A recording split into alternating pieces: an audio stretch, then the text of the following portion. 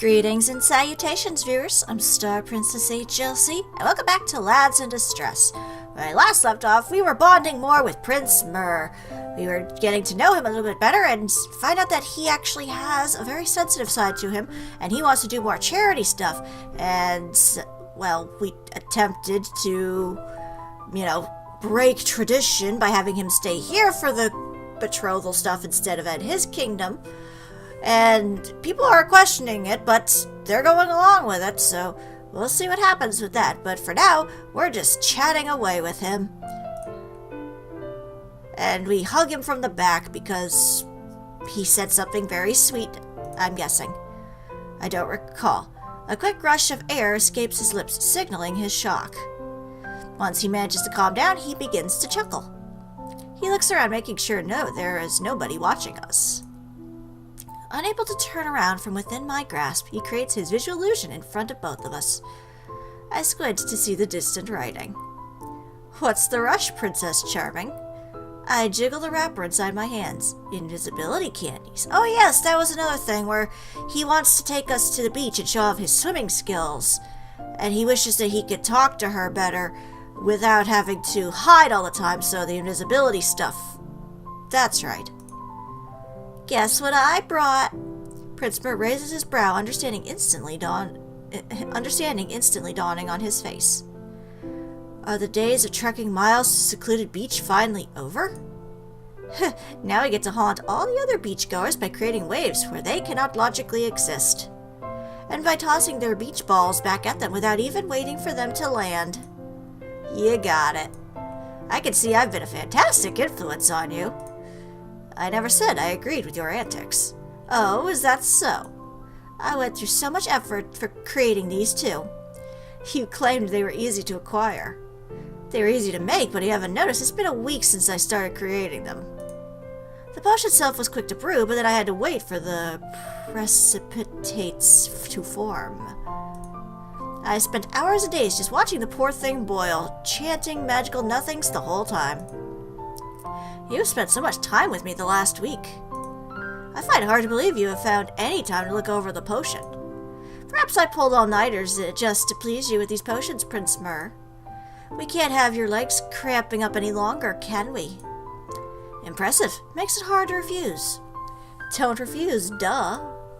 I'd like to tell you that I've been sacrificing sleep too, though. All for you. Oh? Let us say that I have been practicing my magic whenever I found the chance. I don't know how I feel about that, but as long as he hasn't figured out how to perform magic beyond visual illusions, it should be alright. Do elaborate, my prince. I loosen my grip on Prince Myrrh, and he immediately pivots around with a grin. You will see, princess, if you manage to beat me in a swimming competition. Oh, believe me, I will, so don't disappoint your teacher. Of course not. I've practiced my technique over and over again, thank you very much. I'm glad to hear that, considering you kinda went behind my back on this. I'm not sure if I can trust you now. Maybe the marriage should be off, I don't know. We'll see. Shall we get going then? It's so hot outside, the perfect weather for swimming. Sounds fantastic. He points towards my vials. So, how do you use those potions exactly? Well, we have to make ourselves visible to each other, don't we? A mere potion would be enough to make ourselves invisible to everyone, but in our case, we have to add both our salivas to the potion. I giggled at Prince Myrrh's change in expression. Come on, hawk up a loogie, buddy. So shall we, spit onto each of the candies? We could, but I can think of something better. Are you gonna kiss him? What exactly? Simple. I hand Prince Myrrh a piece of candy, then toss the other into my mouth. Prince Myrrh puts his through his lips as well, albeit hesitantly. I hug him by his neck and pull him towards me until our lips barely touch. Called it. We just need to melt the candies inside our mouths. My heartbeat quickens and crescendos dramatically as I finally realize that, oh gosh, this is it. I'm really initiating this. I try to keep my voice level and low, but I don't succeed. The distribution doesn't need to be equal. One of these candies can last a full day, and we aren't planning on hiding away that long. Your foresight was quite uncanny. The words appear behind him, forcing me to tilt my head some more to see it properly. His illusion flickers like a candle flame before it finally poofs a second too soon. I smile, clearly not the only nervous one here. Don't I know it? Our lips finally touch. He feels like fire, but I find myself shivering. The kiss is tender and hesitant at first, but our tongues soon begin to brush and dance. The candies gradually melt, leaving a strong taste of peppermint as we push them around with our tongues. I like peppermint. Not sure how well it'll go with saliva, though. Blood rushes in my ears, and before I know it, I am pressing my back against the door. Okay, that's quite a passionate kiss, then. Let's hope it stays just a kiss. We haven't even gotten to the actual, marriage thing yet. I mean, how long has it been since the betrothal anyway? I can't imagine it's been that long. Prince Mir's fingers play with my hair and the small of my back, and I hug him tighter, embracing the emotions that consume me.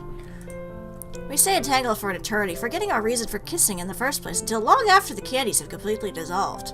By the way, that has to be awkward, trying to kiss while you got a piece of peppermint in your mouth. Just saying. It's as weird as if you're gonna make out with someone and they still have gum in their mouth. It's like, you couldn't spit that out beforehand?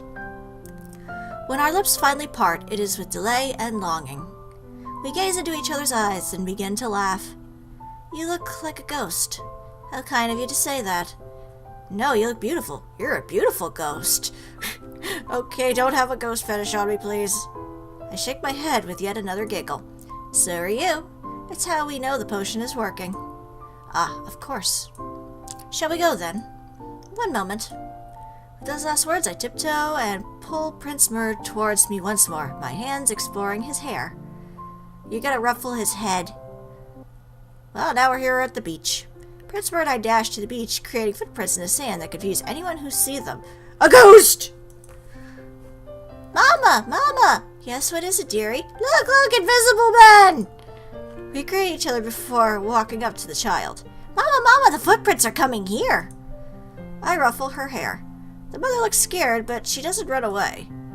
I wonder if the fairies are playing tricks on us. Oh, fairies, I wish I could see them. Real fairies would kill us for the defamation if they knew. That's debatable. Quite a few fairies do have a sense of humor, I assure you. I sure hope so. She's adorable, though, isn't she? Our child will be even cuter. Damn, you didn't waste any time, did you? Well, maybe it would work out with the red and pink hair. I snort, unsure whether I should agree or smack him. Pretty presumptuous of you, isn't it? Who says I want to have kids with you, you pervert? It is important for rulers to have heirs. We could always adopt. Prince Mir shrugs as he shifts his balance. He then lifts the little girl into the air and moves her back and forth. The child giggles cheerfully, but her mother begins to fret. We're being so creepy right now. Whee! The kid doesn't care. The child is enjoying it, so who cares? The wishes of children trump all, do they not? Not quite. I mean, if you gave a child everything they wanted, what would be the results? Especially if you give them, dangerous power, like power over universes and such. That would be a disaster made in heaven. Kids can be cute, they can be innocent, but you give them too much and they can easily abuse it. Well, you can say that about anybody, but with little kids, it's a little bit more unpredictable, shall we say. If you say so. As soon as the girl begins to show signs of boredom, both of us slowly stop. Prince Mir holds the girl in front of her mother until the latter takes the girl in her arms. You like kids, Prince Mir. Children are heavy. Why else would I have carried her around for so long? I don't know, to impress me, maybe? Not everything I do is for you, Princess Charming. I highly doubt it. We share a quick grin. Regardless, I'm glad we made the little girl happy. It was pretty fun. Me too. I reckon we terrified her mother, though. That's alright. It's a parent's job to be terrified. Hey, if you're not scared of your kid's safety, then you're not parenting right. Prince Mir snorts, and we walk closer to the water. Hey! You were bragging before about your swimming skills. Show me, will you? Why don't we race? I don't know. I'm already quite tired from playing with the kid. What were you doing with the kid that made you so tired? I roll my eyes. Stop with the excuses. You're just scared you'll lose, aren't you? Please, pretty please, with a unicorn on top? That would be weird. What? Why a unicorn? Because unicorns are cute, and they're the first thing to top into my head. Okay. Now let's swim. Mer shakes his head, then clicks his tongue playfully. Do you really want to see my bare chest so much? What? I said no such thing. You claim you actually want to swim instead of just getting in the water and splashing water each other like they do in the romance tomes? You read that stuff? Prisma refuses to acknowledge my question. It is only common sense that our outfits will prove quite obnoxious. They are far too baggy, especially when they get wet. I mean, I got a cape for crying out loud. Prisma, you read the romance stories? Again, he pretends not to hear me, but his ears flush red. I don't know if we are close enough yet for you to see me half nude. Oh, how scandalous. Yeah, just show some socks. That'll work. I crossed my arms. Do you really think that? I remember us sharing a passionate kiss just moments ago. Now his entire face flushes a tomato red, just like his hair. Oh, that was just business. We had to become invisible. That was the only point of the kiss, most definitely so. You are enjoying it, come on. You need to look at yourself in the mirror right now. But, oh, did I forget to mention, we didn't need to kiss at all. Yes, you did tell me. We only had to exchange our salivas, but kissing was the most practical way of going about it. No, there was also another way. I just might have accidentally, on purpose, forgotten to mention it. Bloodletting. Bloodletting, how does that work? Each of us stirs into a cauldron a tiny drop of blood. A small needle poke will have sufficed, nothing painful or extreme. Terrifying. No can do, Princess Charming. I'm deathly afraid of needles, or anything sharp in general. Somehow I doubt your honesty. You're afraid of sharp things? What about weapons? How does a prince like you defend yourself in this day and age? You don't even have magic on your side. This is what bodyguards are for, and as meat shields. I step closer to him, playfully shove his chest. But instead of his chest, my hand hits something hard, flat, and narrow. Prince Mur jerks back immediately. What? Prince Mur, what was that? What was what? You know exactly what I meant. You recoiled. What did I just hit right now? Perhaps I recoiled because you smacked me. I didn't smack you. I smacked something you were carrying. I normally wouldn't care so much, but the way you were so intent on hiding it is very suspicious. I'm not hiding anything, dear princess. Look me in the eyes, then. He shifts his gaze to meet mine. Prince Mur. After a moment hesitation, Prince Mur sighs and laughs bitterly. All right. I am sorry about the scare. I'm not scared. Now will you show me? He nods and lifts up the flap of his top, revealing a large pocket I never knew he had. I realize what's inside before he takes it out. A dagger! Why in the world do you have a dagger on you? Prince Mur scrutinizes my face. You would too if you were me. What? Well, he did mention that people don't like him, and it is possible that people have tried to assassinate him. When someone attacks you, how do you defend yourself? With my magic, of course. Well, I had not a drop of magic in me until I met you. I have great simple visual illusions now, thanks to a very masterful teacher, but that's more for convenience than defense. Okay, but why a dagger? And why were you hiding it? If anything, don't royals carry around swords? But no, for you it's a dagger. Daggers aren't even practical. Prince Mur shakes his head. I have told you about my people, about how they fear and loathe me. Yes, I remember. How do you think they would react if they saw me swinging around a sword? Call me wimpy, but I do not even know how to use a sword. I dropped out of my fighting lessons very early on. Even my teachers dreaded me.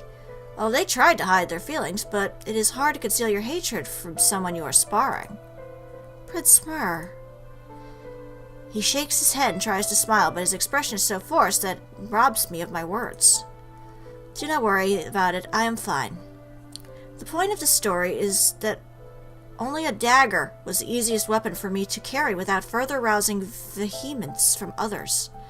I need to defend myself somehow, and what the people don't know will not hurt them. Why'd you have to hide it from me, though? Is your story the only reason you have the dagger? Prince Mur nods, shifts his weight, and erupts into a self-deriding chortle. Bad timing. It never came up before today, and, well, you realized I had a dagger exactly as I was talking about how I was horrified by weapons. I'm sorry. I should have been more upfront from the beginning. I gaze into his eyes, which are still. A lingering doubt still consumes me, but for the most part I want to believe him. and I think I will. He did reveal the dagger himself rather than trying to cover it up, and I doubt he could have improvised his story on the spot. All right, Prince Mer. Please do be honest with me from now on, particularly about your weaponry. I mean, we're gonna get married, for crying out loud. No secrets. I promise I won't judge you too harshly. Mer chuckles, and I join him after a quick pause. Are we all right now? Is there anything else you need me to clarify? I shake my head. I trust you, Prince Mer. Thank you. I know it's hard for you to believe my words, and you do not know how grateful I am for your acceptance and kindness. Don't worry about it. Now, didn't we come here to swim? We did, shall we? Of course, I'm ready when you are. By the time we leave the water, the temperature has dropped significantly. Very few people remain at the beach. Looks pretty. Prince Mer pats water droplets off his dry clothes. Magic is phenomenal, and I am truly blessed to have you with me. Aw. God, you're getting me all choked up inside. Stop. Indeed. How does it work, though? I mean, we were in the water for hours. How are we dry? We're also warm. Do you know how cold it would be right now without my charm? No, and hearing your words only impresses me further. You have got to teach me. I giggle and cross my arms. I would, but it's a national secret. Prince Mer feigns a huff. You and your secrets. What can I say? Secrets can make or break a princess. Perhaps. Now, I should uphold my part of the promise.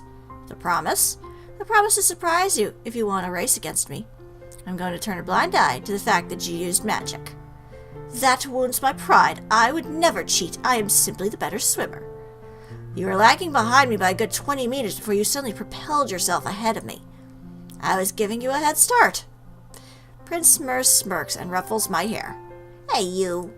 Suddenly Prince Mer hops down into a kneel. What is it? Watch and see. Fireworks erupted from behind me, silent but glorious.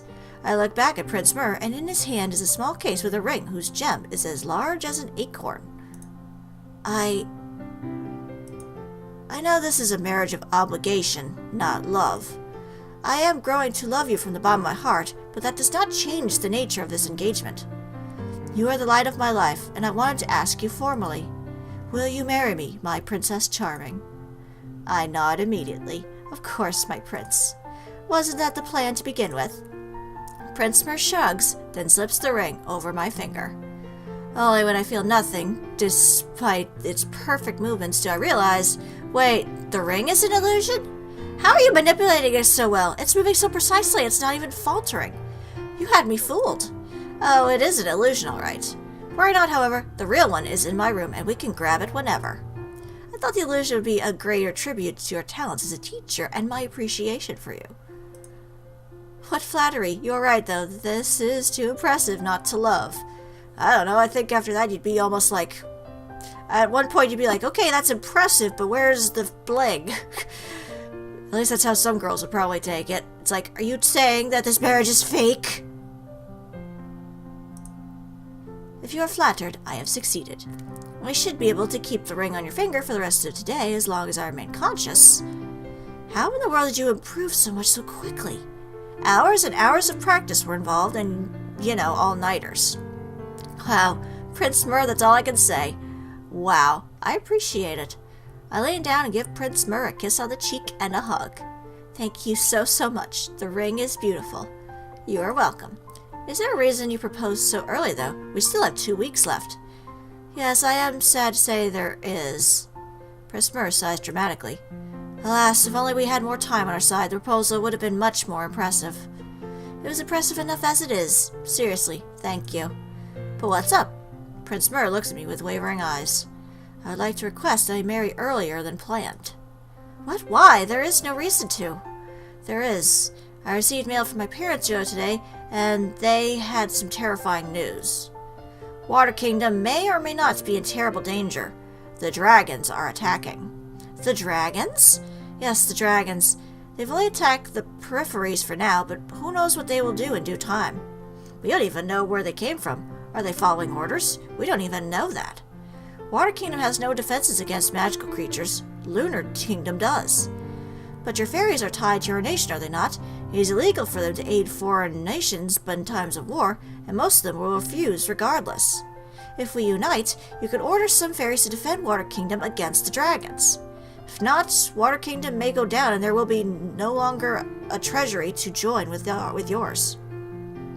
I assume that has dire repercussions for your nation. I nod. Lunar Kingdom is piled up in debt and deficit. Even some of the lesser nobles are beginning to fret about their budgets, although the higher nobles' wallets are only growing fatter. They are unlikely to attack the capital right now, but we have weeks, if not months, of formalities to wait through before we could do anything. We need to make sure we have the power to order and shift things as quickly as necessary. I don't know, Prince Myrrh. Are you opposed to the arrangement, then? I'm terribly sorry to push this onto you.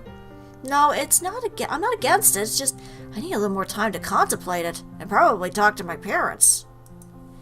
Everything about Prince Myrrh is suspicious, and I did promise my parents and Nicole I'd uphold a month-long engagement, vigilant of any potential indications or malice. Of course, you do not need to decide right this moment. Thank you. At least this time we have politics on our side, and I'd hate to endanger our marriage. Prince Myrrh smiles hesitantly, and I grab his hands. If I agree to his proposal, we should probably take it to my parents first rather than calling for an audience from the get-go. Remember how the request to stay turned out? I fake a shiver. Alright, that sounds good. I appreciate that you're not refusing me outright, Princess Charming. You are the best. Thanks for being appreciative. Shouldn't we have dropped the formalities already, though? Call me Charming, not Princess Charming. Alright, Charming, thank you. Please call me Myrrh, then. Alright, Myrrh. Those words are temporarily our last, and I take the chance to kiss Prince Myrrh on the cheek once more. Aw. That's interesting. So we got problems with a bunch of dragons attacking a water kingdom. Yeah, I expected it was going to be like with the Little Mermaid, where it's like, we have to get married soon, otherwise I'm going to be enslaved to a sea witch. But I guess that's not where we're going with this. I'm curious to see where this is going to go, because now I'm really confused. I do have a feeling it is some kind of like Little Mermaid-esque thing where he sold his voice or something to get legs or something. I don't know the whole story of it yet, but I guess we'll find out soonish? I don't know. We'll have to see. But for now, this is StarPrincessHLC saying thank you very much for watching, and have a fond farewell.